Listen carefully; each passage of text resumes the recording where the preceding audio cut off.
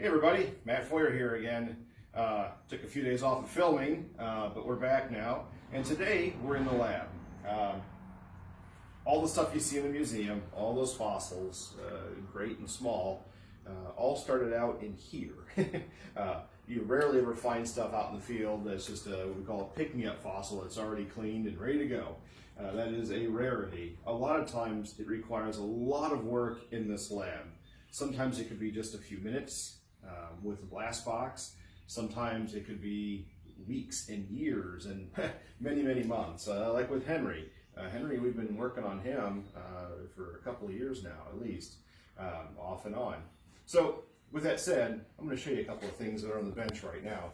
So this is a Triceratops pelvis. This is a 3D printed copy of it, and this is what Henry's pelvis looks like. If you come out after the quarantine stuff is over, this is what it looks like, just a miniature form of it.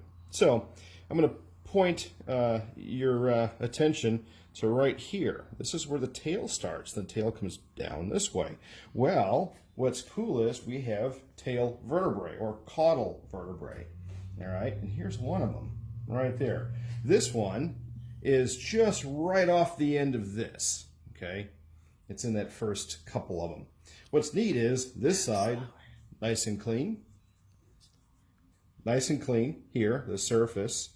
All right, but if we flip this over, look at this side right here. Okay, this side is all jumbled up and lots of weird stuff going on. This, we are assuming, is soft preservation. These are the cartilage, and we talked about this before on a video. But this is another example of that. You can see some of those tendons, ligaments, and so on preserved on this surface. But we're still working on that. Now, on each one of these verts, you have a chevron, that lower bone. All right, and this is how it goes, just like that. And we'll work on this today. And that's part of Henry's tail. And we've got a number of the vertebrae all the way down to the small stuff. This is near the end of Henry's tail. There's about 36 to 40 vertebrae in Henry's tail.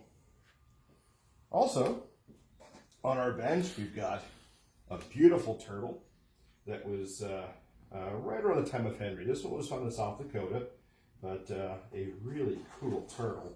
Let me flip this thing. Actually, there's a cool gar scale right there.